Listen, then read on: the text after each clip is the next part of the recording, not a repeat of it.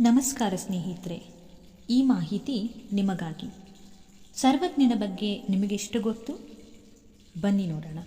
ಸರ್ವಜ್ಞ ಇವರು ಒಂದು ಸ್ಥಳದಲ್ಲಿ ನಿಲ್ಲದೆ ಸದಾ ಸಂಚರಿಸುತ್ತಾ ಸಮಾಜದ ಎಲ್ಲ ಬಗೆಯ ಅಂಕುಡೊಂಕುಗಳನ್ನು ಒರೆಹಚ್ಚಿ ಅದಕ್ಕೊಂದು ಪರಿಹಾರ ಕೊಡುತ್ತಾ ತಮ್ಮ ವಚನಗಳಲ್ಲಿ ತುಂಬ ಸರಳವಾಗಿ ಬಿಡಿಸಿಬಿಟ್ಟಿದ್ದಾರೆ. ಇವರ ವಚನಗಳು ತುಂಬ ಸರಳವಾಗಿದ್ದು ಜನಸಾಮಾನ್ಯರಿಗೆ ಸುಲಭವಾಗಿ ಅರ್ಥವಾಗುತ್ತದೆ.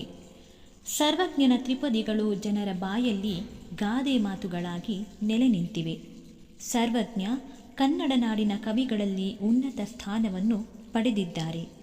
ಧರ್ಮ, ಅರ್ಥ, ಕಾಮ, ಮೋಕ್ಷ ಎಲ್ಲ ವಿಷಯಗಳು ಇವರ ತ್ರಿಪದಿಯಲ್ಲಿ ಅಡಕವಾಗಿವೆ.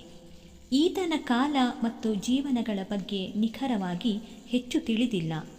ಇತರ ಲೇಖಕರು ಈ ಬಗ್ಗೆ ಮಾಡಿರುವ ಪ್ರಸ್ತಾಪಗಳಿಂದ ಮತ್ತು ಸರ್ವಜ್ಞನ ಭಾಷಾ ಪ್ರಯೋಗದ ಲಕ್ಷಣಗಳ ಅಧ್ಯಯನದಿಂದ ಈತ ಜೀವಿಸಿದ್ದ ಕಾಲ ಸುಮಾರಾಗಿ 16